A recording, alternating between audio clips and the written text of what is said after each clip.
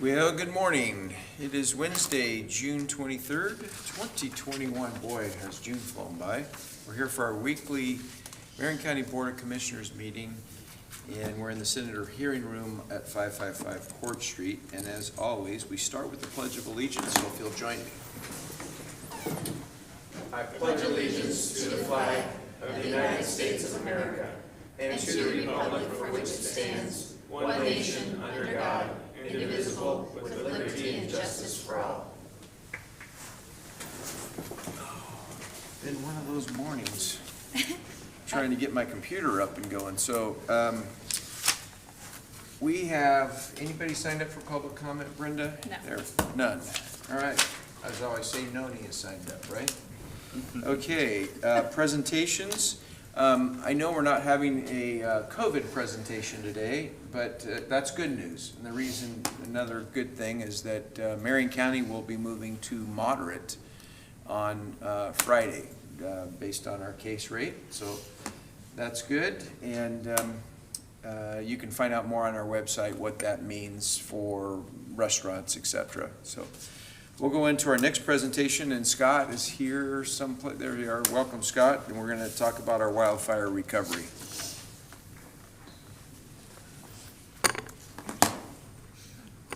Yep, thank you. Scott McClure, Long-Term Disaster Recovery Manager, and just a couple updates, kind of progress points on property cleanup. They're actually now up to 299 homes, 41% of the total.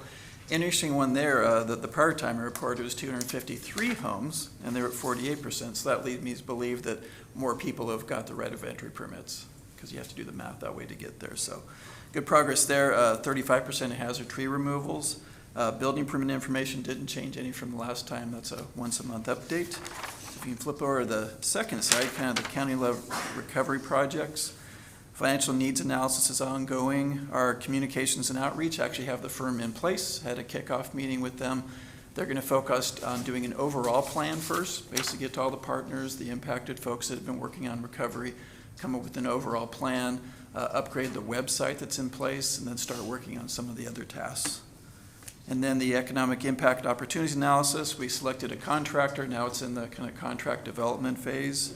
The health impact assessment, we got the IGA developed on our side. It's at OSU now, rooting through their process. Community visioning strategic plans, similar, contractor selected, and then contracts being developed on that one. And then legislative, obviously you guys are very aware of that. It's crunch time now, so. And just a couple other notes, the Santiam Canyon Long-Term Recovery Group, which is a private organization that working kind of partner, kind of different level, kind of focus. They are trying to get an executive director, got some good applications, and they're actually going to do interviews tomorrow. Hopefully we can land somebody on that. And just a note, it came up that the folks in the canyon were a little concerned about, weather, smoke, fire over the weekend. And just a note, we're going to be participating in Everbridge system with jurisdictions in the area. It'll be a multi-jurisdiction system that'll be easier to get information out. But I think a key one is that Metcom already covers with Everbridge up in the canyon. So it might be a time to maybe do a push out again. The challenge with these systems always is getting people to sign up because you have to opt in. So maybe one of our first items we have our communications people work on is getting the word out push on Everbridge. I was home last night, obviously mowing my dry lawn because I don't water it, and it was pretty clear up there, but on the way up you could see lots of smoke in the far off distance. And I know Commissioner Bethel had some of that going on this weekend. Do you want to make any comments on the wildfire? No, I just think that so Sunday up in the canyon, the Wasco fire was pretty rampant, and the wind came into Detroit, and so the lake covered in smoke, similar to the Sunday last year previous to the evacuation, and there was a lot of trauma being experienced by folks. And so my advice to them is simply to definitely get signed up with Everbridge. And also there's several apps that you can access from your remote device that can tell you about wildfires, so you can monitor them. It overlays, it tells you the distance and how fast it's moving. And then also Marion County Sheriff's Office is doing, they just recently filmed a Ready, Set, Go video that will be coming out to help people be aware as to what you need to have and what steps you need to take in order to be safe in the event of an emergency evacuation. And just for our deputies, they aren't always the first in the know.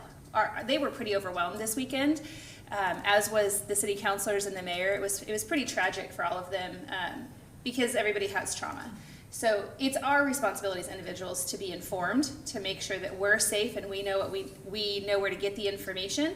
Obviously, the sheriffs will do whatever they can to provide information, but in this case, they had limited knowledge. It wasn't a local fire, and the U.S. Department of Forestry does a terrible job of communicating and providing helpful information to anybody. So just be informed yourself is my advice. Great. Thanks, Scott. Yep, thank Anything you. else? No, that'll do it. All right. Thank you.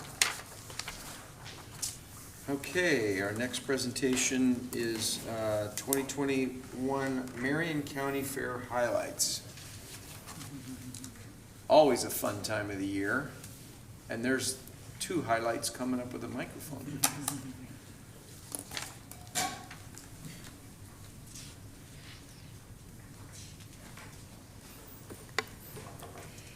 Good morning, Commissioners. My name is Tamara Getch, Director of Community Services, and I have the great fortune of working with wonderful people and young and old as we put together the Marion County Fair. I'm joined today by Jill Ingalls, who is our more than capable event coordinator, and I will leave introductions to our young animal handlers when we get to that point. I'm going to turn it over to Jill. She's been working super hard. Because of COVID, we've had a last minute opportunity to hold an in-person fair this year. And she has been working like crazy to make this kind of inaugural non-COVID event possible for our community to enjoy. So Jill? Thank you, Tam. And, how can you even upstage or even talk when that's happening out there? So I don't know. Can the public see it? Is there a split screen? Maybe CCTV can do a split screen while you're talking to see what we're seeing in here. that because would we be can't see wonderful. that. Well, the kids are going to introduce themselves and talk about their projects. But I just want to say one of the things we focused on this year, first of all, the fair is July 9th through the 11th. We have focused on the kids and the youth, and that has been the biggest priority, is getting the kids back out and able to show and thrive again. So that's what our fair has focused on. Theme is Made in Marion, and so we are really working hard to bring in local regional entertainment and attractions, and obviously focus on one of our biggest resources, and that's the youth in Marion County. So with that, I'm happy to answer questions, but I think the focus needs to be on those 2, and maybe they could go ahead and introduce themselves and talk about their projects. Hello, I am Everett. I am with the Mighty Marion Clovers 4-H Club, and I have been in 4-H for 6 years. I've been in 4-H for 6 years, and I just love doing rabbits. I love doing rabbits, and it's just a really fun experience for me. I also do. I do a lot of baking stuff in fair, and I'm very proud of myself. I made it to the championship round a couple years ago in rabbit showmanship, so that was fun. Okay. You could be a Hi, commissioner my or name something. is Hannah. This is my funny road out, and I'm in 4-H. How old are you, Hannah? I'm 6. Oh, wow. Good job. Well, you guys are doing a really good job with those bunnies. What kind of bunnies are they? This one is a Holland Lop Blue. This one is a Holland Lop Tort. What's the difference, blue versus tort? Is it a color? A lot of it is color. Yeah. There are some differences in the build of the rabbit, so all depends on the rabbit, I guess. What's unique about these kind of rabbits? Are they Holland lot? Is that what you call them? Well, one of the things is their Actually cute. ears. Their ears are It's a cute looking rabbit. I love the ears. Big face. well, for one thing, they like to run.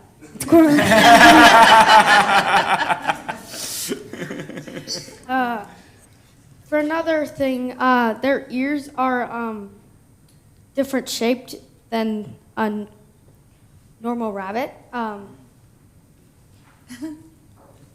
Their ears are a little bit floppy. So yeah, I guess that's yeah.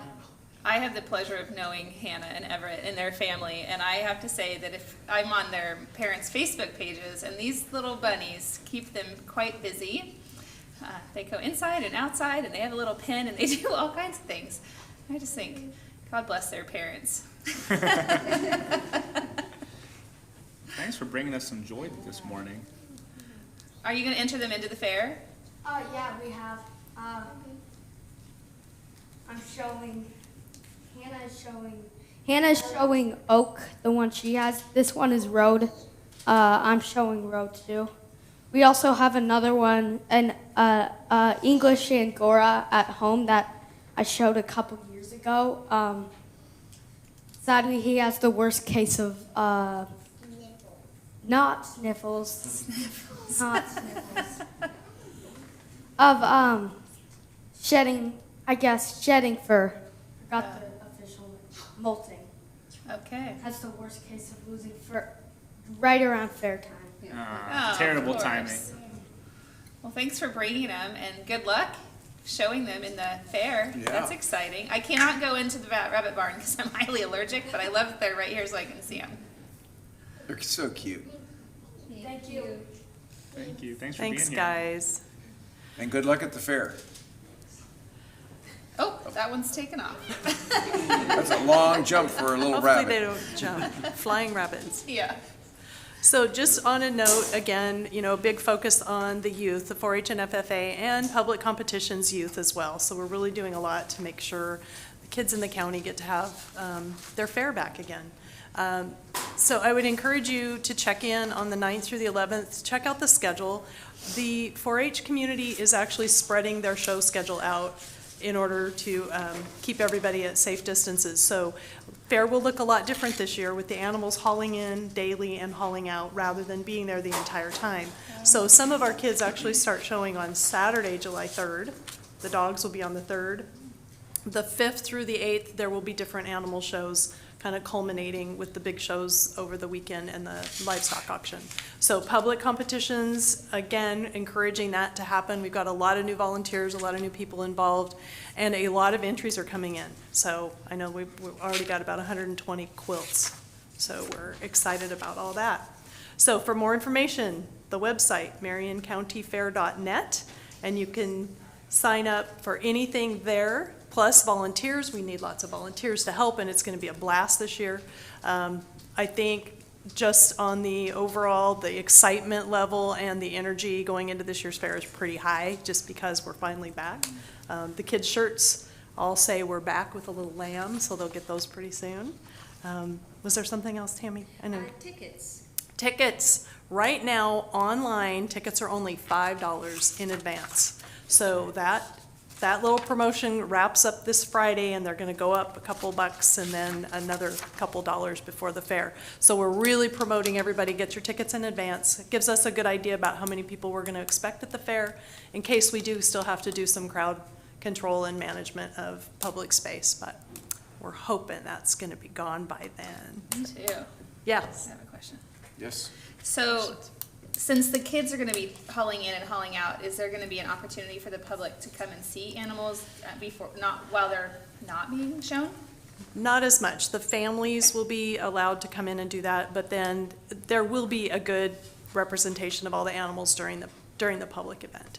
Okay. But if you're a family member, friends, that's through the 4-H community, and they'll make sure that happens. Okay. Yeah. Yay. I'm We'll so be excited. there. Let's see, we're gonna move our board session to Friday morning this year. No, I thought we weren't. We undid that. We're doing it normal. So board session is Oh, we're gonna when? open the We're fair. gonna open Yes. the fair. We're We're gonna open doing the it, fair. yes. For the first time, we're doing Same. an I mean, opening it's similar. ceremony for the fair's opening, so that'll begin on Friday, and then we're gonna do an opening ceremony each day at the fair. So we'll also do one on Saturday and Sunday, just highlighting a couple of things that are happening on each of those days. Excited to be there, excited to see our community have fun with us. How do people enter into the competitions? It is through the website, so it's really simple. You go to the marioncountyfair.net, and it says contests or competitions. Click on that, there's a handbook, you can print the handbook, you can enter online, and if you have challenges with that, there's a number to call, and we can walk you through. Everett, I heard you said you bake, and this year they're doing a Marionberry Pie Competition. For me, I'm judging it. You should enter. I don't like cheesecake. That's a Brentano thing. All right, Very good. here we go.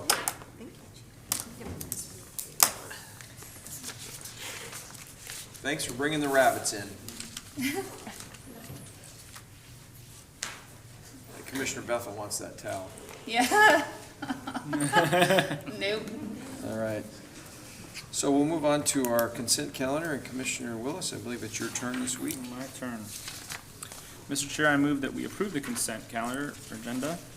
In it, under Sheriff's Office, approve amendment number 2 to the contract for services with 4M4 Solutions to add $96,715 for a new contract total of $382,715, and extending the term date to December 31st, 2021 for project management services of the record management system at the Marion County Jail. And approve amendment number 1, the incoming funds intergovernmental agreement with the City of Salem to add $100,000 for a new contract total of $250,000 to provide adult in custody work crews and supervision for highway-related work, landscaping, public lands, conservation, and improvement work for the city through June 30th, 2022. I second the motion. We have a motion and a second on the consent calendar. Any further discussion? Hearing none, all those in favor signify by saying aye. Aye. Aye. Aye. All right. First item under action item is under business services to consider approval of a purchase order with Garland DBS Inc. in the amount of $205,861 for marble cleaning of the Marion County Courthouse and garage exterior through June 8, 2022. Colleen? Good morning. Colleen Kuhn-Chapin's Business Services Director. Terry Stoner, Facilities Manager. Welcome, Terry. So this morning, we're coming to you to consider the approval of a purchase order with Garland, DBS, in the amount of $205,861. This contract's taken a while to get in place because it was just trying to find the right resources and understand what the whole work is going to look like. Part of it is the marble cleaning for sure on both the courthouse and the garage. But it's also looking at some of the infrastructure as pieces of it, that if there are clips that hold the marble in, we may have to go back and do some extra work to make sure we're safe with the facade of that building. So Terry did a lot of work looking for contractors, and Tina really worked with, just looking at all the resources out there. Omnia Partners is a public sector group that we contract with and can contract through. Garland is the contractor who basically gets resources from our local resources. So they come in and they look at our local people here to see who can do this locally. It's not somebody out in Racine, Wisconsin where Garland is, but it's here local. And these folks are from Milwaukee, I believe. I'm going to let Terry talk more about the project if you have any questions. Welcome, Terry. Thank you. So the project is, the courthouse the marble needs to be cleaned. It's been a few years since it's happened. By going through this group, we can, they do the legwork. They brought in several contractors to look at the project, to give them prices, and then they give us a package deal for the whole thing. So it's basically cleaning the marble, looking at the grout in the marble and making sure that whatever is damaged or needs to be fixed is replaced. And then also a sealant put on it so that it lasts longer. So that's what this is all for. The contingency money is for it's hard to know how much grout is bad until you get actually right up to it. So that's the contingency for the 50,000 is to cover whatever they find, Hopefully. hopefully. Yeah, a quick question, just to be clear, is this contract full service, meaning this is the total cost to clean? Right now it is, yes. The issue becomes the unknowns. Right. We did put some money in there for the unknowns, but there could be more unknowns, and until we get in there and see the behind the scenes of some of this, we won't know. We may end up coming back, depends on what we find, but we want to make sure that the cleaning is here, the sealing is here. It's really when you start cleaning that is the grout affected, are the metal fasteners behind it, are they deteriorating? Do we need to replace any of those? That's what this company will also do the inspection as they go along to make sure everything is as it should be. Okay, question? So is the 50,000 built into the 205? It is. Or is it addition? Okay, It's built into that. okay, thanks. Mr. Chair, the question I have is about this contract. And Okay. this is maybe a couple years ago, or maybe a year ago, that we had sort of the tutorial on contracting through the state, where the state does the bids, and then the local governments can take advantage of that, basically. But when I saw this one, this is actually a contract with Racine County, Wisconsin. So is that also through the state, or is there a different cooperative contracting? It is through the state. The state does this through DCJ, which is the Journal of Commerce, so it's communicated through that. So it does come from the state posts it out there, but then Racine gets in on that. The state of Oregon, or? Yeah, it's a cooperative contract, so they can come in and it's a U.S. Communities, and Omnia is that partnership that you can go through that consortium, if you will. And so we get to just adopt all the terms that they agreed to? We go through the Racine? contract to make sure it's good for us. I Yeah, mean, sure. Yeah. But whatever they agreed to, because it looked like we just literally just took their contract and said, yep, We took their contract, we made sure legal and our Finance. central contracting people were okay with it, and Tina had to make a few adjustments. Tina can address that if you'd like to speak to her further. But it is through the state system that we did Yes. this? Okay. Huh.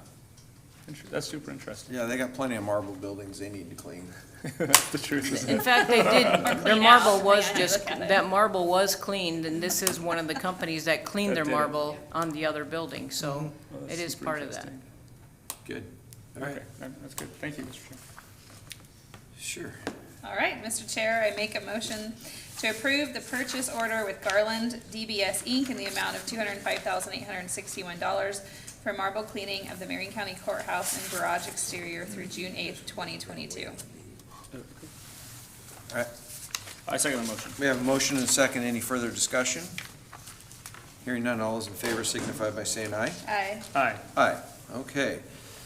Our next action item is under Health and Human Services. Consider approval of an intergovernmental agreement with Marion County Sheriff's Office in the amount of $300,000 to provide mobile crisis services through June 30th, 2023. Ryan and Anne Marie. Oh, we get to see you like 2 weeks in a row I now. know. Don't see me for a couple of months, and now here I am twice.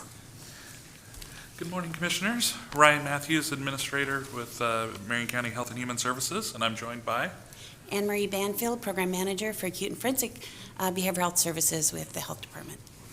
and we are here seeking approval of 3 contracts related to our mobile crisis services that we offer in Marion County. So, the first agreement is with Marion County Sheriff's Office in the amount of $300,000 for 1 mobile crisis unit through June 30th, 2023. The second agreement is with the City of Woodburn Police Department for an additional mobile crisis unit through June 30th, 2023. And the third agreement is with City of Salem PD for 2 mobile crisis units through June 30th, 2023. Mobile crisis teams are something we're really proud of in Marion County. They do tremendous work in support of our community in terms of trying to mitigate the risk of people ending up in the emergency department or interacting with law enforcement in a negative way when we can divert some of those individuals into treatment and into more appropriate levels of care. We receive funding from Oregon Health Authority, a little over $1.1 million to support our mobile crisis units each year. These contracts represent the contractual arrangements we have with our law enforcement partners, but we also then, of course, pay for our staff to do ride-alongs with these individuals because they're a joint team. The intent is to have a law enforcement presence as well as a qualified mental health provider, professional.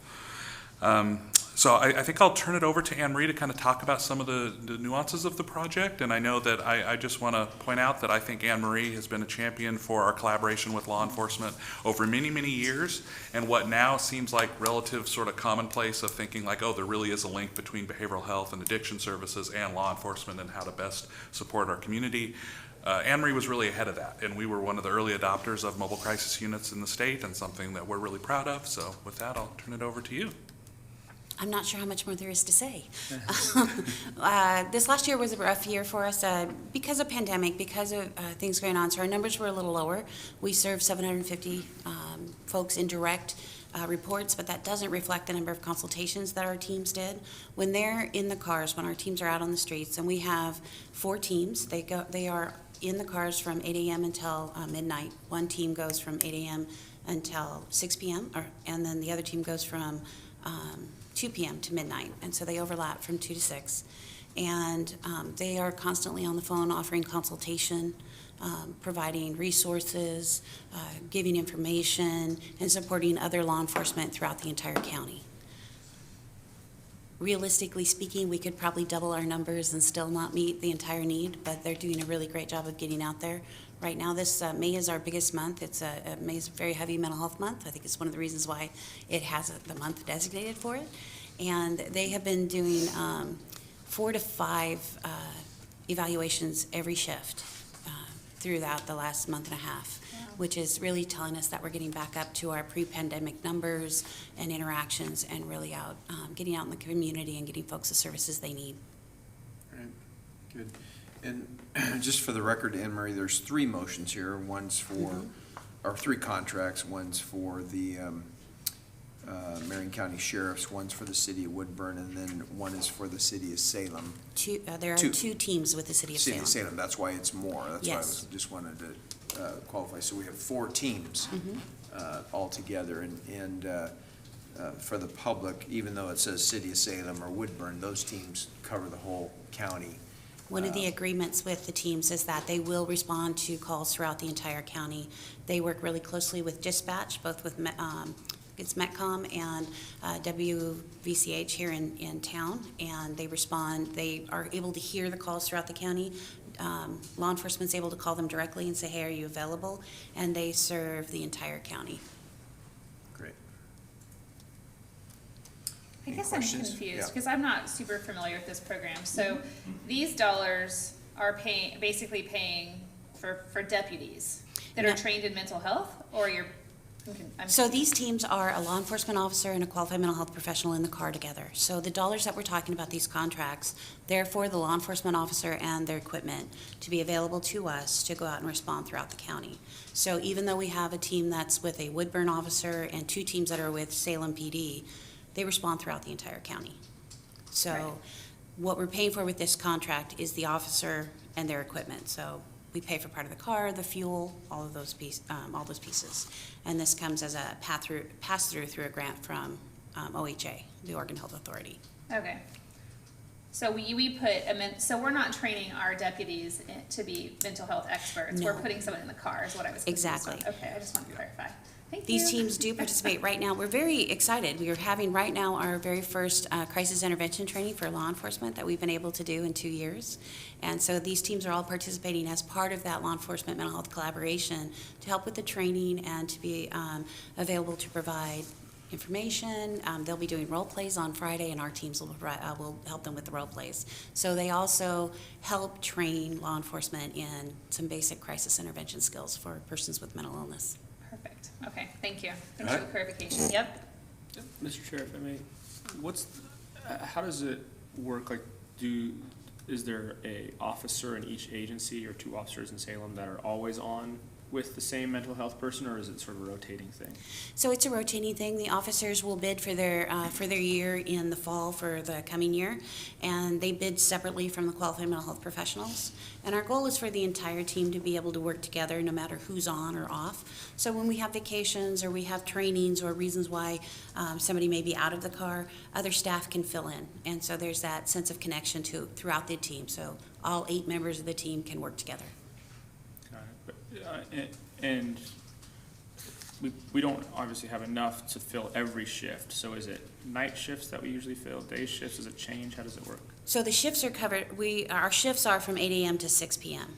Or, I'm sorry, from 8 a.m. to midnight. And so we have 2 day shifts, which is Monday through Thursday and Thursday through Sunday. And then we have 2 swing shifts, which is the same days, but they work from 2 to midnight. Oh, okay. Very good. Thank you. So what happens in the middle of the night? The Psychiatric Crisis Center is open 24/7, and all the law enforcement know us, and so they bring them to us. Okay, thank you. Yeah, and I know I've repeated this, I don't know how many times, but I got to witness this on a ride-along with one of our Marion County deputies. As we went up, I don't know if I shared that with you, we went up 100 miles an hour up to the city of Aurora.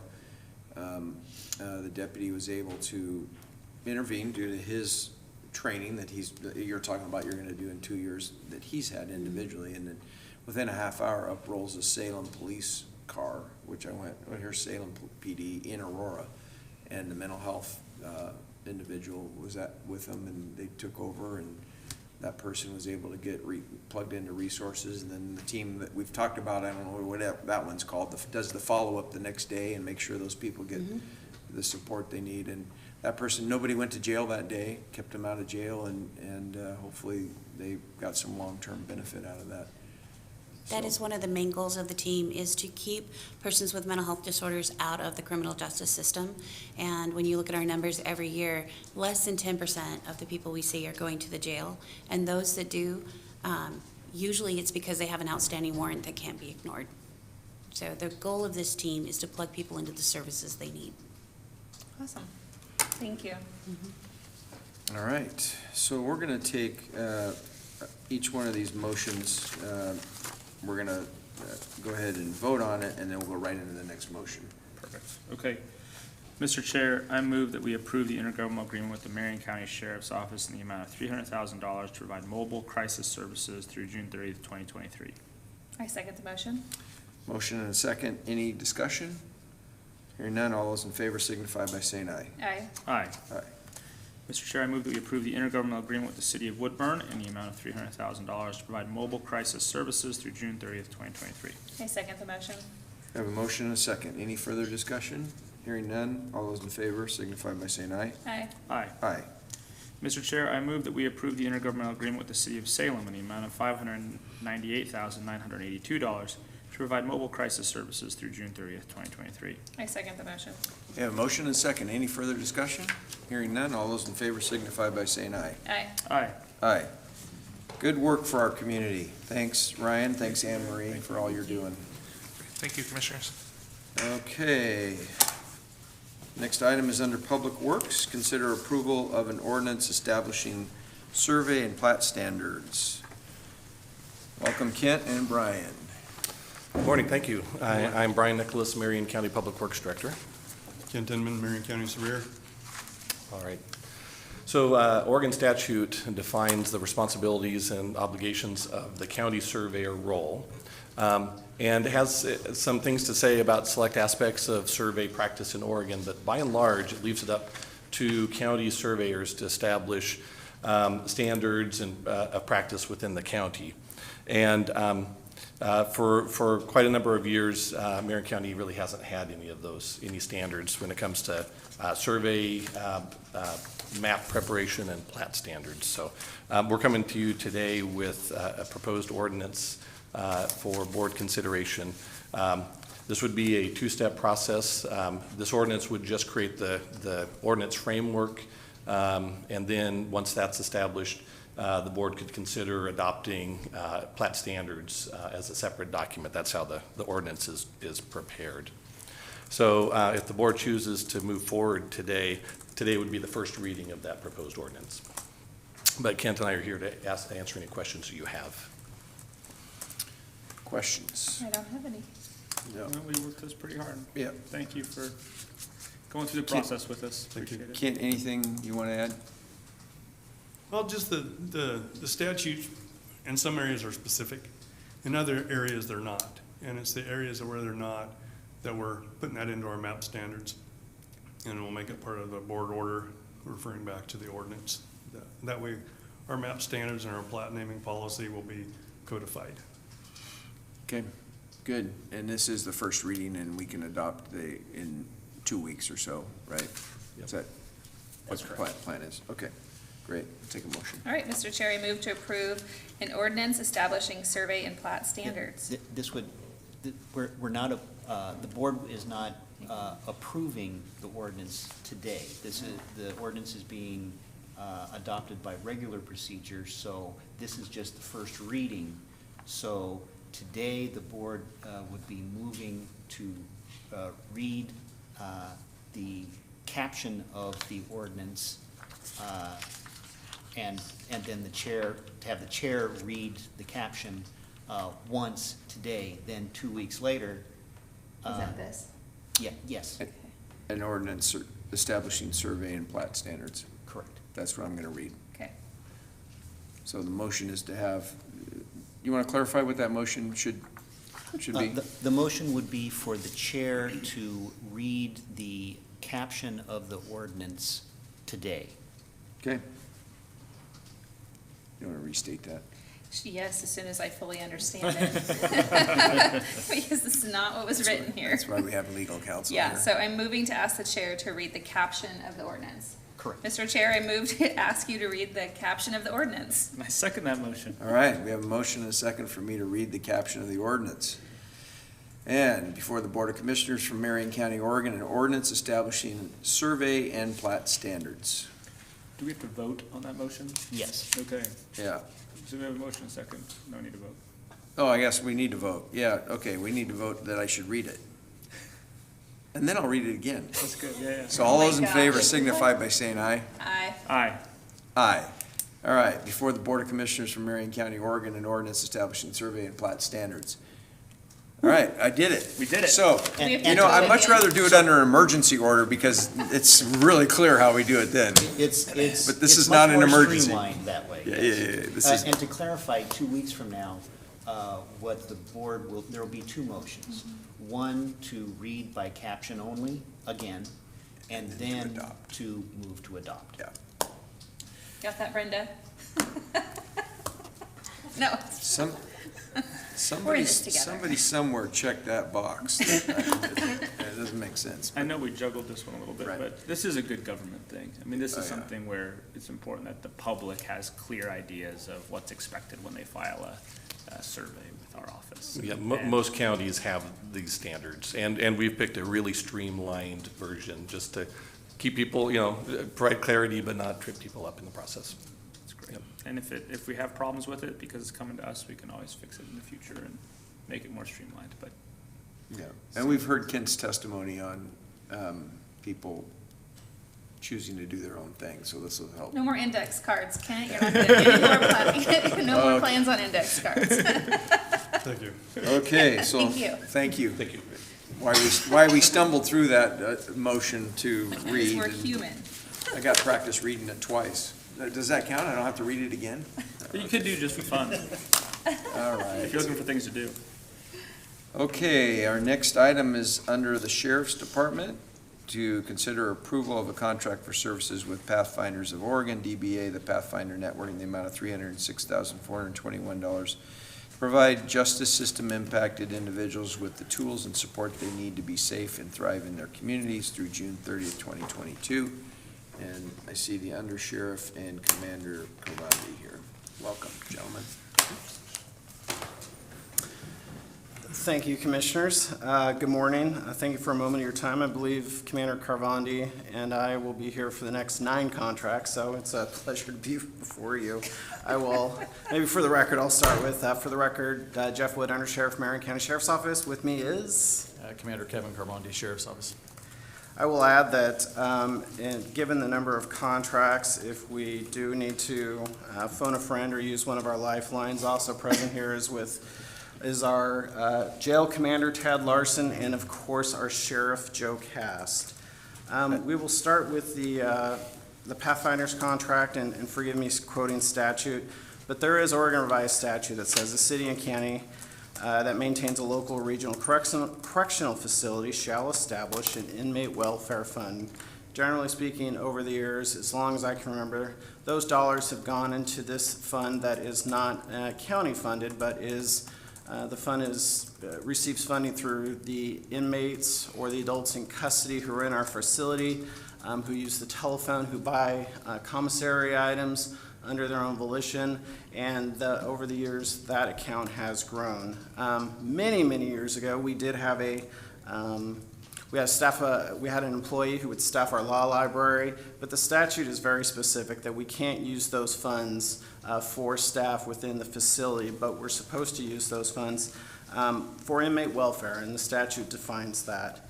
I'll say back in February of 2020, myself, Commander Larson, Community Corrections, Commander Carvandi, met with legal counsel to ask, is there a way that we can use this funding that we have accumulated in the 290 fund for the betterment of our AICs who are there? We had a conversation yesterday with the board in terms of the jail is one of those places where we can provide unique opportunities to those who are coming in. Granted, when they initially come into our facility, they may not be in the best state of mind, but are there services once their mind clears that we can provide for those AICs? And so we had determined to go forward with a contract with Pathfinders Network under our special procurement, and now I will turn it over to Commander Carvandi to explain. Good morning. Just for a little bit of background with regards to the Pathfinder Network, originally founded in 1993, they've expanded offering multifaceted programs in the field of corrections and in the community. Pathfinders has a strong focus on providing tools and support to justice-involved individuals to be successful utilizing evidence-based practices and curriculums. Pathfinders' core services include cognitive programming in both individual and group format, and really their program goals are very similar with our own, reducing recidivism and the likelihood of individuals returning to incarceration, as well as increasing pro-social behavior and motivation to lead crime-free lifestyles. Our current contract that does expire at the end of this month with the Pathfinder Network is associated with one of our justice reinvestment programs as well, called the Transition from Jail to Community program. And this is actually inside of our transition center. The Transition from Jail to Community program, the model was originally developed by the National Institute of Corrections, and the goal of the program is, again, to reduce the number of individuals returning to jail. They provide targeted transition planning, pre-release services, cognitive skills classes to adults in custody at the transition center who possess medium to high criminogenic risk factors. The Pathfinder facilitators provide cognitive programming utilizing evidence-based curriculum to help men and women in custody develop skills that will help them be successful as they return to the community. And really the key with this program is to connect with all of the AICs, the adults in custody at the transition center, before they're released, whether it's 2 days, 22 days. If it's the short end, at least they'll have a contact, they'll receive an informational flyer or referral to our Community Center, also housed in the transition center, to include the longer stay individuals who will receive wraparound services, case planning, and cognitive skills classes. We are excited about the proposed contract with the Pathfinder Network, where we're expanding the reentry program services to adults in custody housed in the Marion County Jail to include the transition center, and essentially moving from a model of one full-time cognitive behavioral facilitator to 4 full-time staff to include 2 cognitive behavioral facilitators, 1 bilingual, 1 certified alcohol and drug counselor, and 1 support staff. This contract is in the amount of $306,421 and runs from July 1st of 2021 through June 30th of 2022. I'm available for any questions. Interesting list of the curriculum, and it's based on women and men, different curriculum that they offer, so that's good. So is this related to the Demunis Center at all? some of this training that goes on? Some of the programming provided in the actual program, absolutely. It includes our jail counselor that's funded by JRI. It's one of our POs as part of the program in providing case planning and services. Demuna's Resources also has a role in providing services. The Pathfinder Network is really specific to the COG programming. Commissioner, you know this very well. It's just the intent with many of our programs is to have sort of overlapping funding streams that combine for one kind of synergistic program so that we have the best chance to be successful with each individual. Good. Okay. Questions? So this contract is buying 4 FTE total Correct. for a year? For 1 year. Okay.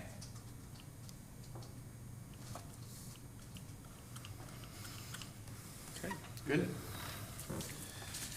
Okay. Commissioner Willis, if you want to make the motion?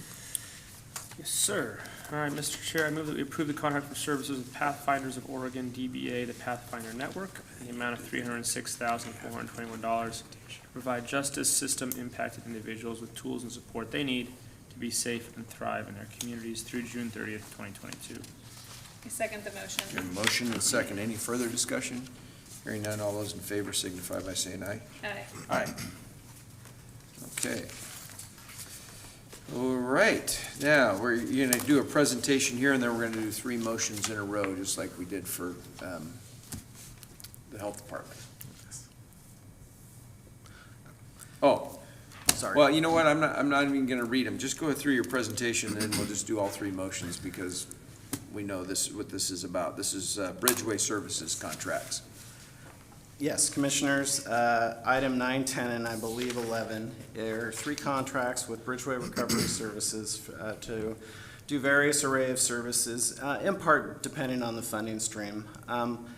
Way back in 2003, the legislator passed a bill, Senate Bill 267, that required evidence-based practices. And really what that is research-guided, data-driven decision-making in terms of there's been a lot of evidence that shows what works and maybe what does not work or has not worked over the years. And so these contracts are really the fruition of those efforts, our ongoing efforts to implement evidence-based practices in Marion County within the Sheriff's Office. But specific to each contract, number 9 is to provide drug and alcohol treatment for people that are referred through our FSAP program, our Family Sentence Alternative Program. We may not have talked a lot about this program, but this program really goes part and parcel with our Senate Bill 416 program, our prison diversion program that we work with the Marion County District Attorney's Office on. This program was brought forward through a similar program in Washington State called the Family Offender Sentencing Alternative. There was a bill in 2015, House Bill 3503, that passed and designated 5 counties in Oregon to receive this special type of funding. And what this program is designed to do is target nonviolent drug and property offenders who also are the primary caregivers of minor children and have concurrent jurisdiction with the Department of Human Services Child Welfare, so that we can do a collaborative approach so that one, the parents can remain engaged with their children under strict supervision and monitoring, but 2, that the children aren't adversely impacted by incarceration. Again, there's a high degree of accountability and there's a high degree of monitoring. I will say Marion, due to some of the efforts previously during the legislative sessions, I will say, and really with the late Senator Jackie Winters championing this bill, Marion is one of 5 counties. The others are Washington, Multnomah, Jackson, and Deschutes that received this funding. Item number 10 is what we talked to the board yesterday about. This is our Senate Bill 416 Prison Diversion Program, which is sort of the kind of the driver for a lot of our prison diversion efforts, where we work with the District Attorney's Office to identify nonviolent drug and property offenders, to divert what historically they are eligible for a prison sentence, to provide those supports, supervision, and services for those who are referred to the program. I will say over the years, our district attorney, Paige Clarkson, did a absolutely fantastic job explaining the reduction in our historic prison utilization with this population. And really, we're talking almost 50%.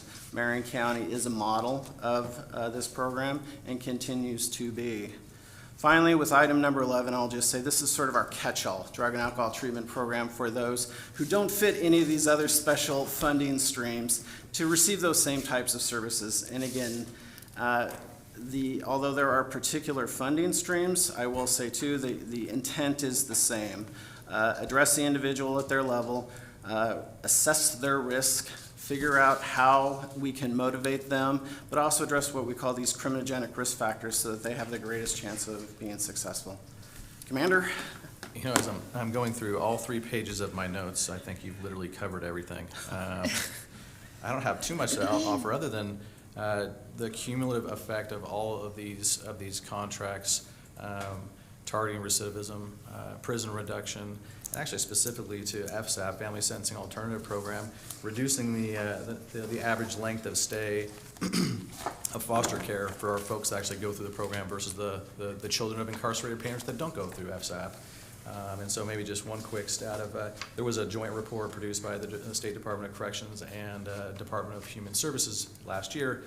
They did a preliminary results with regards to what their findings are, and what they are finding is a reduction in recidivism as well as less folks going into foster care, which is what we're going after as well.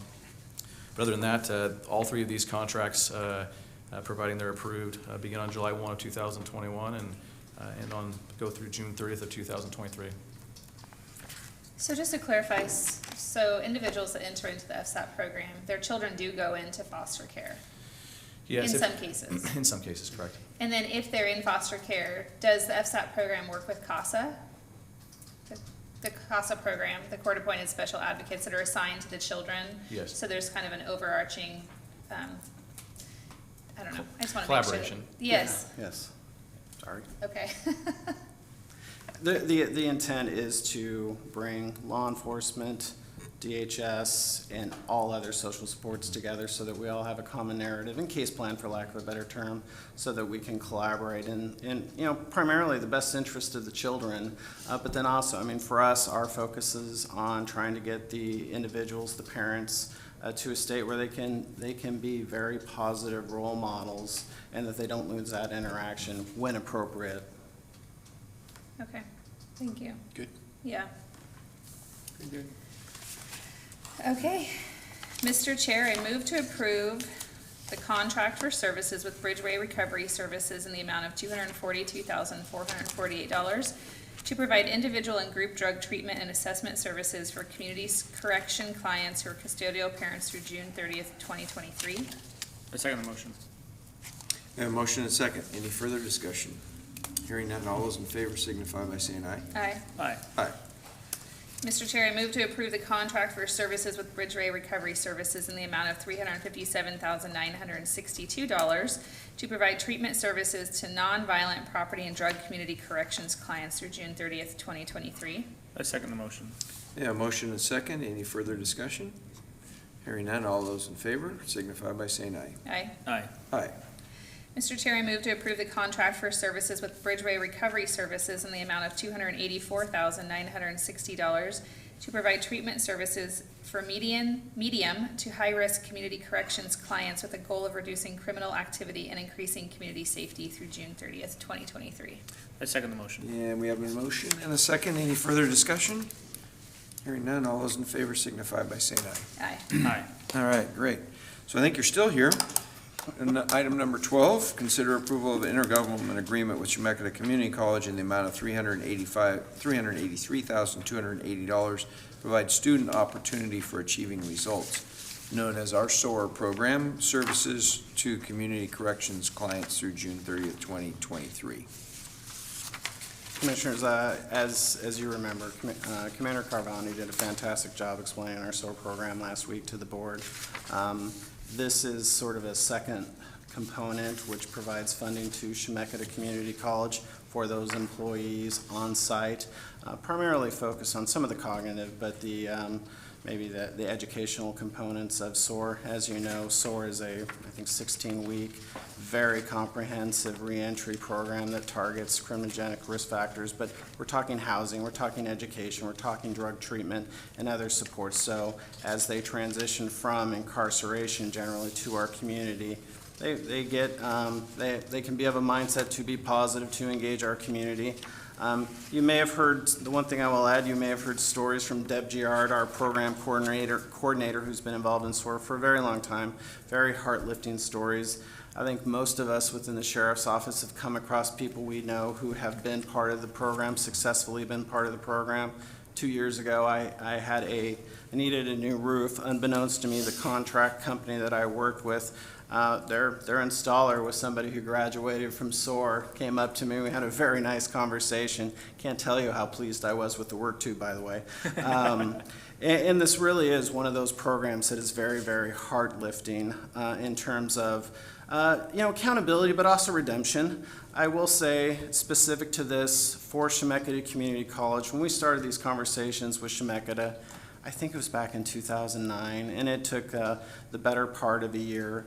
Cheryl Roberts, who was the president at the time, this program, I will say, especially when you talk about people who have been incarcerated, being on a community college campus, being treated as students, they really, they took a chance on both the population, but also working with the Sheriff's Office. And I believe our first class was on or around the 25th of January, 2009. The only reason I remember that is because I thought I was gonna have a heart attack that day. I really wasn't sure if that first class was gonna come to fruition, but it did.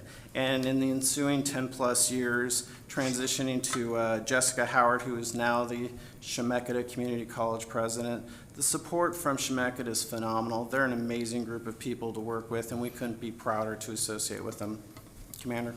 Yeah, just more specifically with regards to this intergovernmental agreement with Chemeketa, this particular agreement funds 2 full-time staff members in support of employment and the education component of the SOAR program.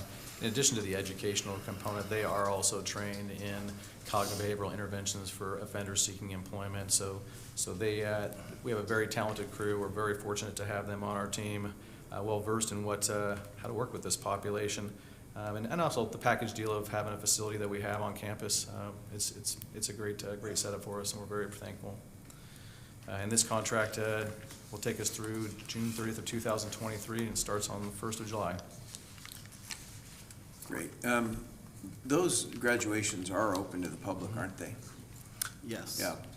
And if anybody's watching all these contracts I don't know who would watch all these contracts, but if somebody's watching and they wanted to go, do we know when the next one There was one just last week, right? Right. On Zoom. Yeah, we had our 37th cohort graduation last Thursday, and I'm still doing some homework I want to make sure I have the right dates, but for you to maybe come do a tour in August, after people have done some vacations and classes in session, and then the graduation, hopefully my email works. August 5th is what I have on my calendar. Does that sound right? Not for the graduation. They've changed it then? I think that's where we're gonna go over and do it. I believe it is in October. It says FYI graduation. The pressure is on. Anyways. Yeah. The wait a minute. pressure's on. Pressure's on. Oh, Thursday, October 7th. It looks like, Monday the 19th July 19th is orientation. Thursday, October 7th is the graduation, and I'll make sure I send out the details and make sure you're all squared away. Great. Yeah, Yep. yeah, that's a great, if you want to be inspired to, like you said, Jeff, you may have you get a little bit stressed out that first one, but you go to those things and you leave feeling like, oh wow, there's hope in this world. Yes. Yeah. I would encourage any of the board or members of the community, if you're having a bad day, come to a SOAR graduation. You will feel absolutely fantastic afterwards. You bet. Thanks for hiring people locally that have experienced these situations in their past, so they can really, I think it's really important to have kind of that firsthand knowledge of the challenges that these individuals have to overcome. And I just really admire that your guys' departments really see people for people and not for mistakes, and give them an opportunity to really thrive and be better and to make an impact on the community. It's really great. Thank you. Thank you. Commissioner Willis. Mr. Chair, I have a question about this contract. It looks like there's gonna be 2 staff for 1 year and then 1 staff for the second year of the contract? Can I talk about that? Good catch. Our current contract with Chemeketa is this exact amount, and this is the scenario where JRI, we don't know what our numbers are as of right now.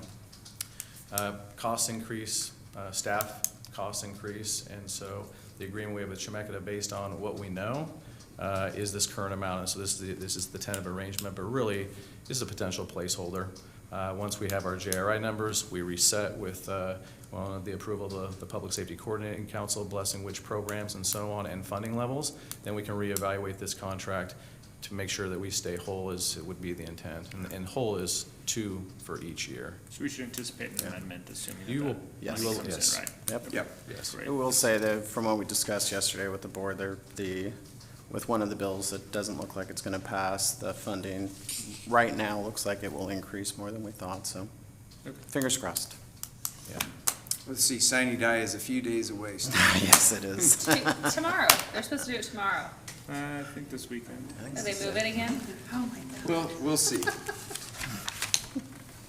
Okay, so, yeah, Commissioner Mine? Willis. you It's bet. yours. Mr. Chair, I move that we approve the intergovernmental agreement with Chemeketa Community College in the amount of $383,280 to provide student opportunity for achieving results, SOAR program services, to community correction clients through June 30th, 2023. I second the motion. All right, we have a motion and a second. Any further discussion? Hearing none, all those in favor signify by saying aye. Aye. Aye. Aye.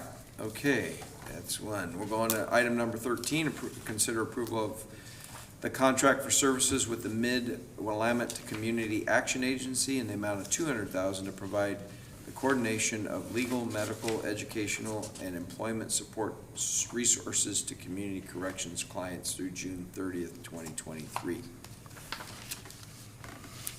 Yes. All right. All right. Commissioners, the Demunas Resource Center has been in some form of existence since 2011. It was originally named the Pine Street Resource Center, but due to one of the champions of this community resource, former Chief Justice Paul Demunas, we renamed it, or it was renamed in his honor and support. At the time when the Resource Center was open, I do believe that it was really a community ask, and it was community funded through private foundations, individuals who also have been champions of our community for years. And then it transitioned to grant funding, and slowly to where we are now, some justice reinvestment funding. The purpose of the program then, as it is now, is designed to be a one-stop resource center for individuals who have been impacted by the justice system. It doesn't necessarily always have to be somebody who's under supervision, but for the most part, they're either incarcerated in our jail transition center or under supervision to the sheriff's office. And they provide, I'll just say, an array of services. As Kevin said, they do participate in some of our reentry programming, delivering direct services, but also being that one stop where they can work on a resume. They do parenting classes. They can sign up for the Oregon Health Plan, amongst other things, and even make referrals to some of our other private nonprofits, again, so that we can provide that array of services to our clientele that we help manage be successful. Commander? Yeah, you hit up quite a few bullets. We're very fortunate that it's housed in our transition center.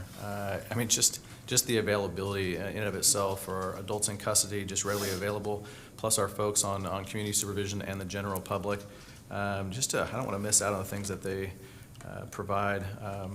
They have the one-on-one consultations, coaching on how to navigate, access local resources, referrals to employment, education, obtaining identification, to service ex-offender legal needs. The Marion County Bar Association and Willamette University College of Law partnered to conduct pro bono clinics. The service was organized by the former Oregon Supreme Court Justice Paul Demunas. The Transition Center navigators support employment connections for clients and guide them through community resources on-site workshops that meet their identified individual needs. They also have a small computer lab, and just at the end of the day, the Demunas Resource Center really has become that critical infrastructure at the Transition Center, to include helping out with the programming with our Transition from Jail to Community program, and we're fortunate that they're on our campus. I was there at the Pine Street grand opening, and then I remember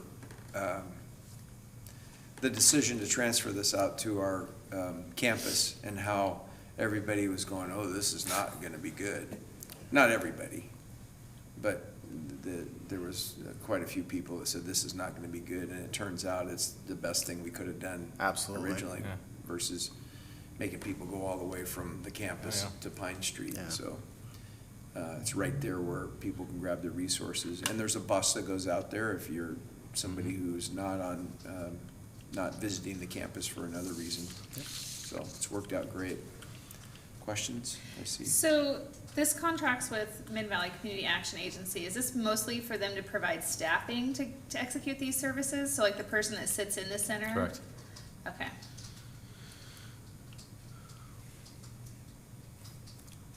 Good. All right. Okay. I think it's my turn. Mr. Chair, I move to approve contract for services with Mid-Willamette Valley Community Action Agency in the amount of $200,000 to provide the coordination of legal, medical, educational, and employment support resources to community correction clients through June 30th, 2023. I second the motion. A motion and a second. Any further discussion? I actually have one question, Yeah. sorry. So the individual that's assigned by the agency, do they have to have certain qualifications? Is it, I mean, they're providing a fair amount of different resources. Sure, some of the ones that are, like the Oregon Health Plan, we have Northwest Human Service come and deliver that service. Employment, education, there are training programs that they go through specific to, Deb Gerard is like our built-in, in-house, her resume is large in terms of the resume of instructor capabilities, and so what she's been doing is, which is nice because it's all in-house and it's cheaper, in training their navigators and programming as well. So a lot of it's just, yes, they do have to have that training in certain areas. Okay, so this position is mostly the traffic controller to bring the resources in and connect with the individuals? Yes, I believe it's I don't remember the breakdown, a navigator position, part of a supervisor, I believe it's several navigator positions. Yes. Okay, thank you. Yep. And then Demuna's got the legal system going, right? Some things with Willamette. So there's a resource there that they can call in and come and help. The legal clinic, the Demuna's legal clinic does come in on site on occasion, but the resource center staff also, they can serve as screeners. The one thing about the clinic is they're not there just to have people appeal their criminal convictions, it's to provide other legal supports, and so they can do the triage and make a referral to the legal clinic. Right. Okay, thank you. Okay. We are in a motion and a second. Any further discussion? All those in favor signify by saying aye. Aye. Aye. Aye. All right. That's done. Now we got two more rolling motions that we'll do after you do your presentation for, these are victim services contracts.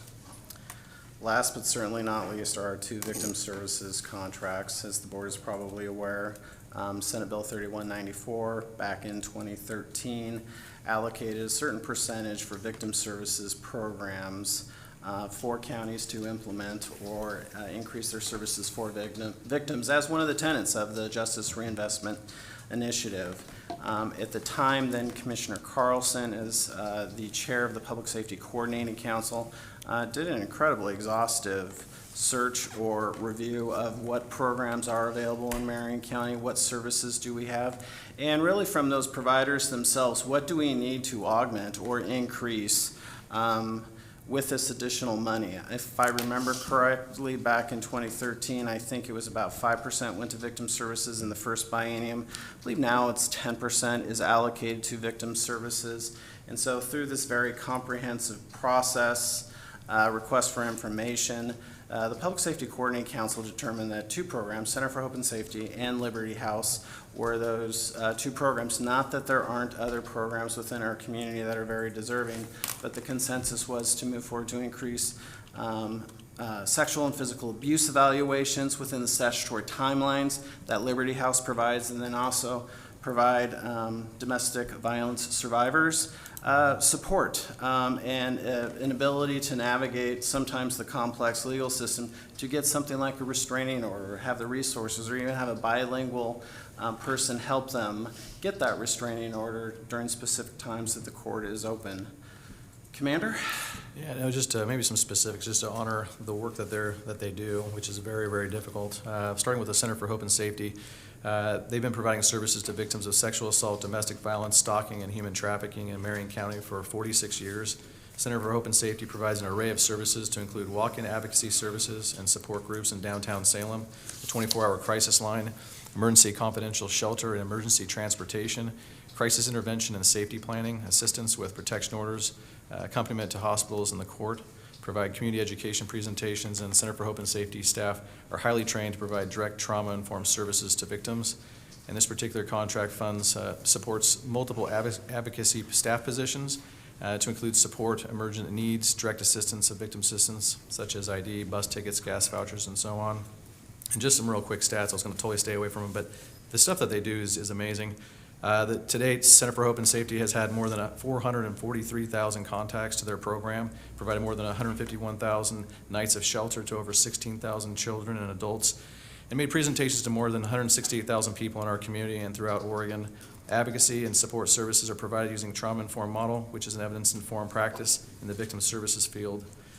Moving over to Liberty House, the Hope and Wellness Program housed at the Liberty House is a nonprofit child abuse assessment center located in Salem, as the undersheriff had mentioned. The mission of the Liberty House is to provide excellence in the assessment, treatment, and prevention of child abuse, neglect, trauma, and grief in order to promote health and hope in children, youth, families, and the communities. The program offers a safe, comfortable, child-friendly environment for children and their families referred for concerns of abuse or neglect. And contract funds support multiple therapists that provide triage, assessment, individual, family, group, and crisis services for children and their families.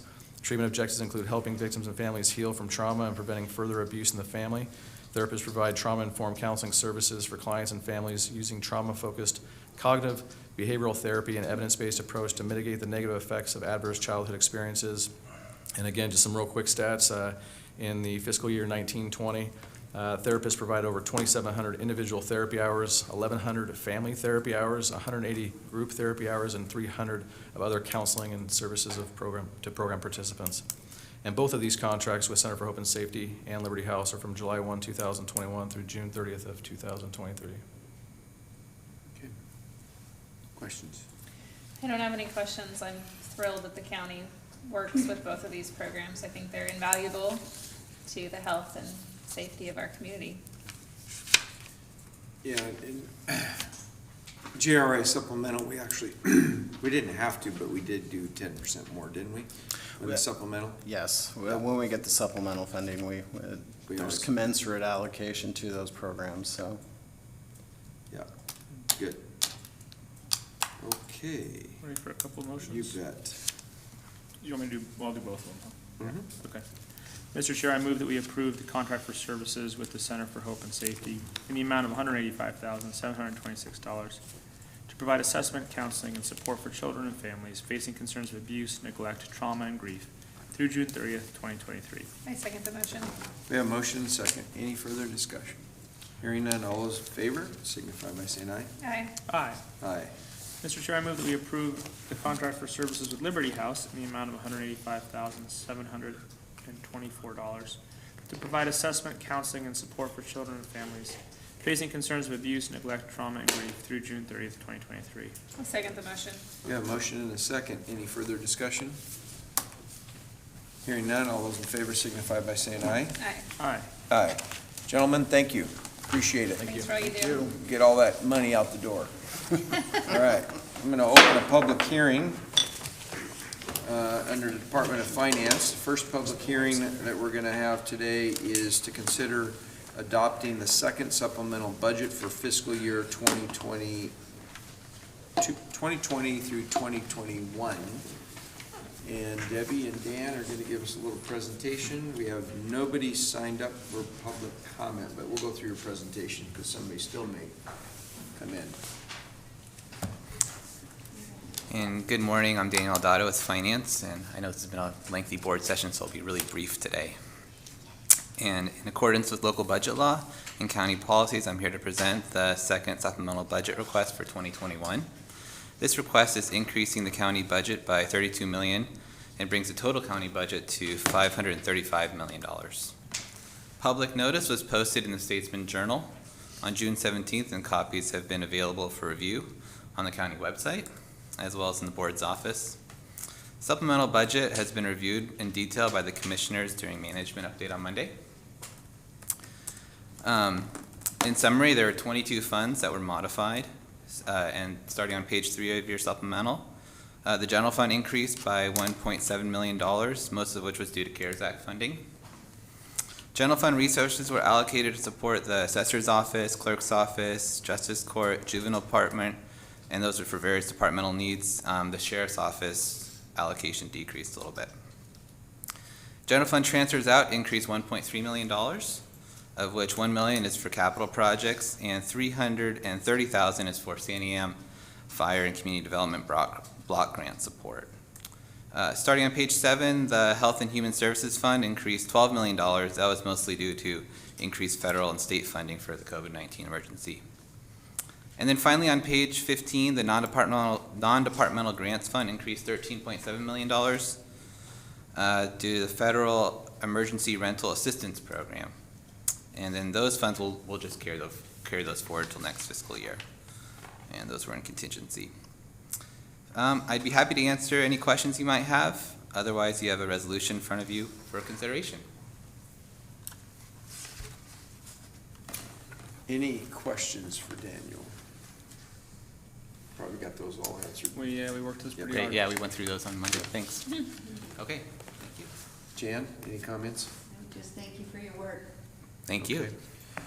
So what I will ask for, Commissioner Bethel, is a motion to close the public hearing and approve a resolution to adopt the second supplemental budget, which is back on the, Second page. yeah. Okay, Mr. Chair, I move to close the public hearing to consider adopting the second supplemental budget for fiscal year 2022-21, and to approve a resolution to adopt the second supplemental budget and make appropriations for fiscal year 2020 to 21. I second the motion. Okay, we have a motion and a second. Any further discussion? Hearing none, all those in favor signify by saying aye. Aye. Aye. Okay, that's done. I'll open another public hearing to consider the adoption of the fiscal year 2021-22 budget.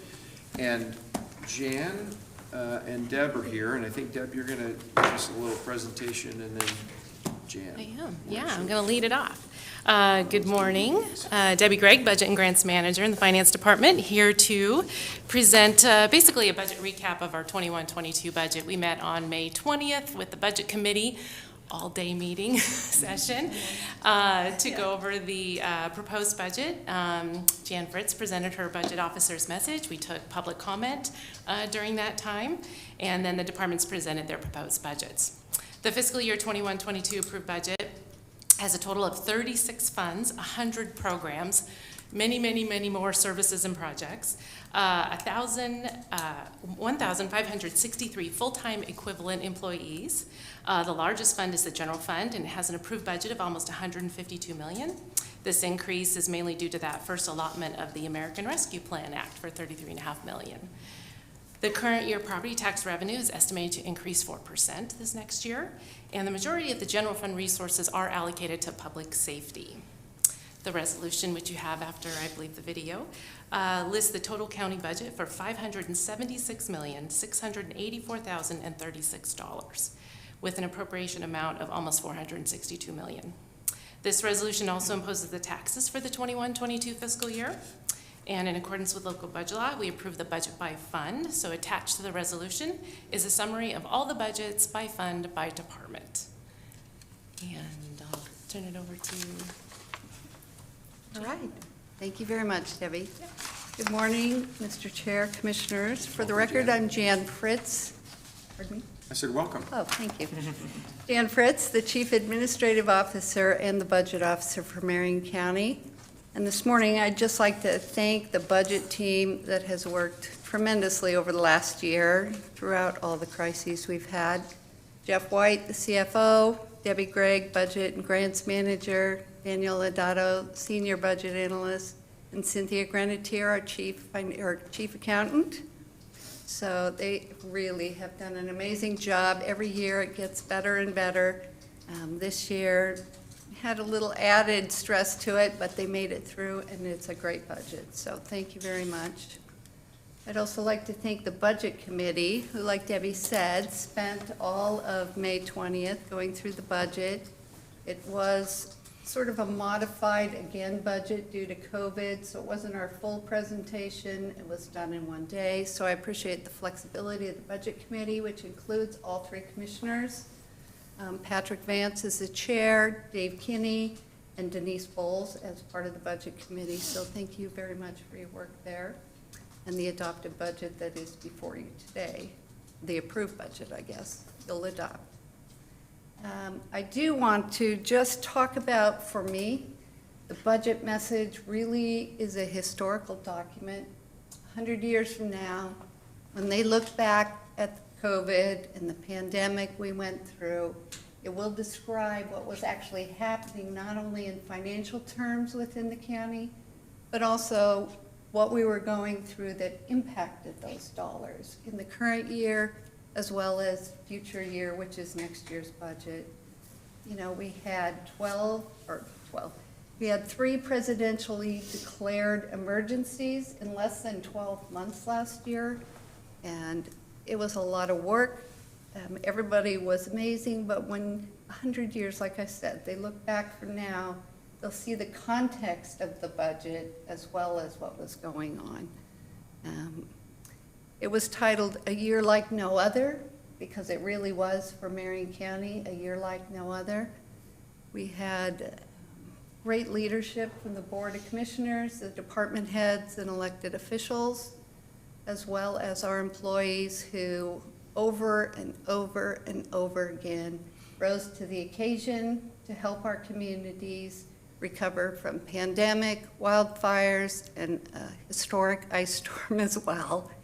So since we are embarking on a 2-week tour as a thank you tour to our employees starting today, I really would like to make sure we play the video once again for the public that can see the work of Marion County employees throughout all these 3 emergencies. It's a tremendous compliment to them for the work they do and how proud we are of our workforce. So, Debbie, thank you.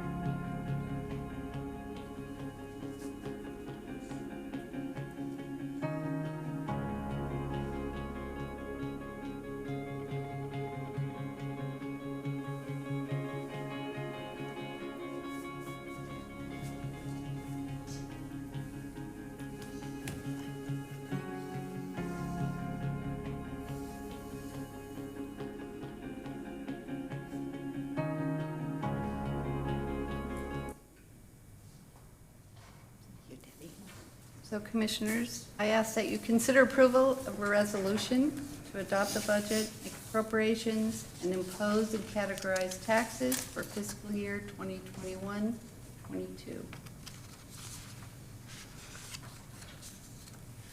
Can I do that with tears in my eyes? I think it's Commissioner Willis's turn. Close the public hearing and make the motion. How's that? Can I tell you, I was watching this, I was like, gosh, that was a horrible year. But it was also, I mean, the heroism and the amount that we all came together as a community also was wonderful at the same time. But I know Commissioner Bethlehem, you guys had tears in your eyes over there. And I did too in my heart. I was sitting here, I was like, I kind of forgot how horrible it was. You know, when you live through it, it's like, you're just trying to make it. And then I'm watching this like, oh my gosh, that was miserable. I think it's one of those situations where you just try to put one foot in front of the other and look forward. But the second you look back, it's traumatic. Yeah, it's traumatizing. I talked about the trauma from Sunday earlier. My daughter, who's 12, when we were packing up to come home on Sunday night, my other daughter yelled at her because she filled up the back seat with all of her stuff. And I was like, what are you doing? And she said, I'm taking my stuff home. And I said, everything's going to be fine. And she started crying. And she said, you told me that last year. And then everything burned down. Oof. It's a year like no other. So if you need a stuffy, there's some in the back of my Suburban headed back up there this weekend. All right. So I'll take a motion to close the public hearing. And approve. And then, yeah. Or do you want two different motions? No, you can do it all in one. Okay. Okay. Mr. Chair, I move that we close the public hearing and approved the resolution to adopt the budget and impose and categorize property taxes for fiscal year 2021-2022 and make appropriations according to the attached schedule. I second the motion. We have a motion and a second. Legal counsel, are you good with that motion? Yes. Okay, just wanted to make sure everybody had input today. Brenda, are you good with that motion? This has been one of those days. Jeff, you good with that? Everybody here? Daniel? Jessica? All right, we have a motion and a second. Any further discussion? Hearing none, all those in favor signify by saying aye. Aye. Aye. Aye. Okay, Jan, thank you, and team, thank you for all your good work. And as a former commissioner told me, when you after you go through all the budget work and adopt the budget, then it becomes like a little bit of a... Stop that. It hasn't been true any of I my know, years. I really feel like you better knock keep on saying wood. that. You keep saying, once we adopt the budget, it gets easier. And it hasn't been true. Somebody told me that, and I think he lied to me. Where is he? Actually, we did have a little bit of a break. Yeah, it used to be true, but lots of good things happening. So take a deep breath, and hope you do, all those that worked really hard on it, hope you do find a little bit of family time and to get away and relax a little bit. So that concludes our official business. Let's see, who read the calendar last week? I did it last week. It's my turn because he Okay. read the consent calendar. Oh, good, it's 3 pages, so I'll let you take your turn. I mean, I can do it. I don't know that I can read as fast as Commander Carvandi, but I will do my best. Okay, so for the week starting June 23rd today at 9 a.m., board session right now, location Senator Hearing Room, first floor, 555 Court Street.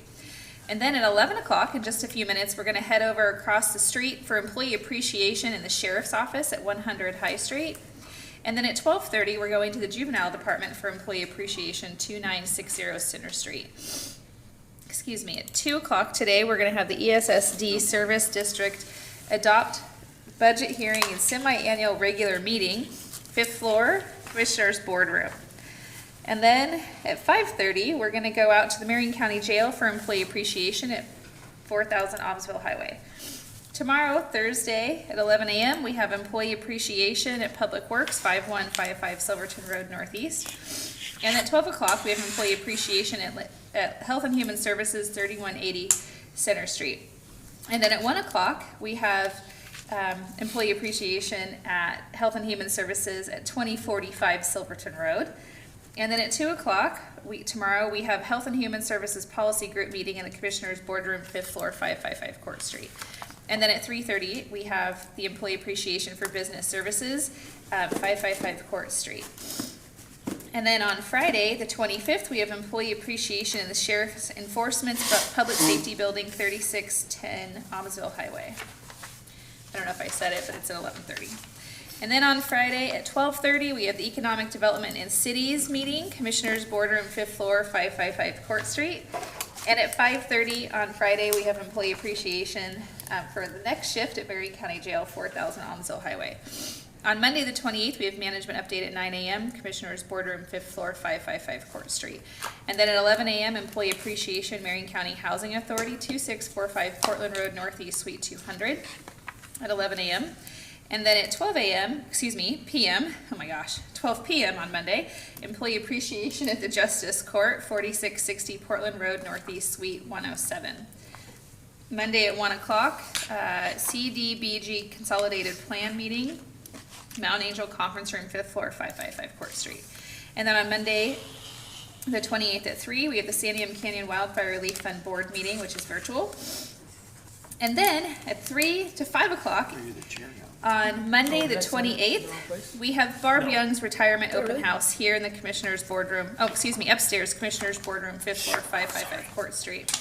And then on the 29th, Tuesday at 11 a.m., Employee Appreciation at Courthouse Square, 555 Court Street Northeast. On Tuesday at 1:30, Marion County Housing Authority regular meeting, Commissioner's Boardroom, 5th floor, 555 Court Street. Tuesday at 3 p.m., Economic Development in Cities, Commissioner's Boardroom, 5th floor, 555 Court Street. And then on Wednesday next week at 9 a.m., we're back here for board session, Senator Hearing Room, 1st floor, 555 Court Street. And then at 10 a.m. on Wednesday, we have Economic Development Coordinator interviews, Commissioner's Boardroom, 5th floor, 555 Court Street. And at 1:30 on Wednesday, Service Districts Adopt Budget Hearing and second semi-annual meeting, Brooks, Fargo, Labish, and Illahee, Commissioner's Boardroom, 5th floor, 555 Court Street. And then at 4 p.m. on Wednesday, the 30th, FEMA briefing for local officials, Commissioner's Boardroom, 5th floor, 555 Court Street. And last but not least, on Wednesday at 4 p.m., we're going to head over to the Justice Court for the swearing in for the new Justice of the Peace, 4660 Portland Road Northeast, Suite 107.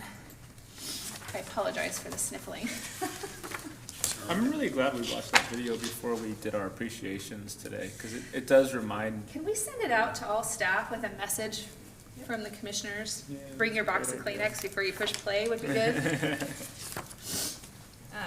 Yeah, I really feel like everybody on the planet, I'm getting text messages from the public. They're crying too. That's a great video.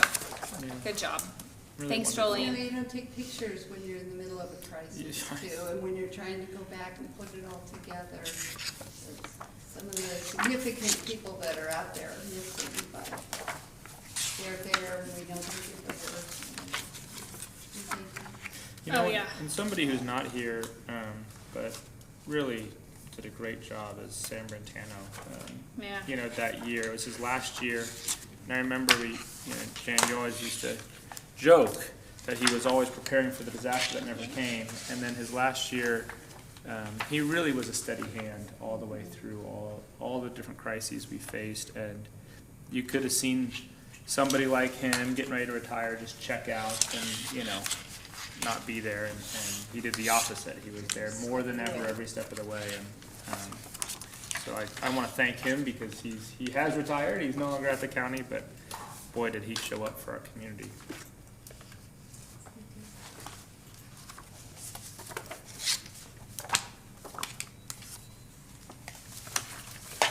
There's a lot of paperwork to sign today. Good job, Sheriff's Office. All those contracts. Brenda had a busy week, and it's gonna get busy. Yeah, it's gonna be a busy next 2 weeks. Oh my gosh.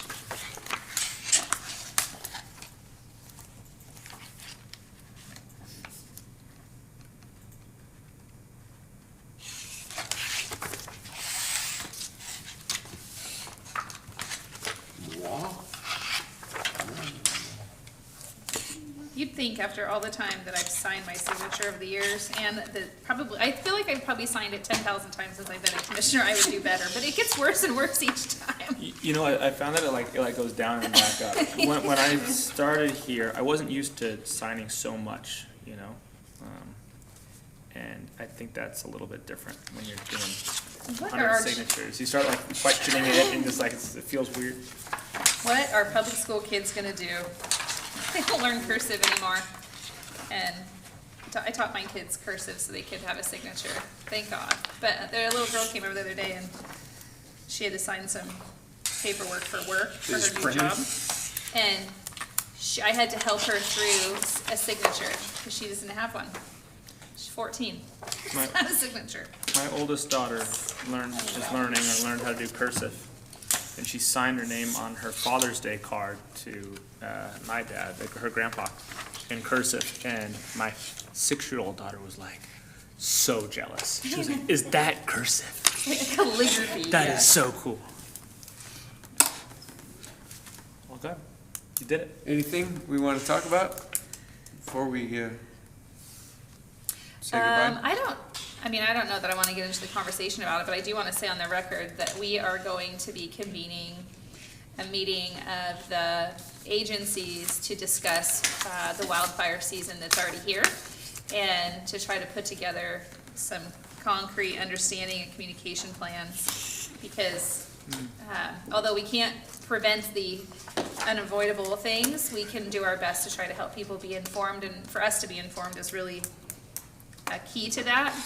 Yeah. So I know that we have several staff members working on that, but it's important for the community to know that it's in front of our minds to make sure people have information at the very least. I think Chad's working on that, I know. Yep. I gave him some contacts that I have at BLM and Forest Service, et cetera, so. Good. Yeah, sooner than later. Yep. Our schedules are pretty packed though with all these recognitions and stuff, so it's gonna be tight. Okay, I will adjourn us. Now that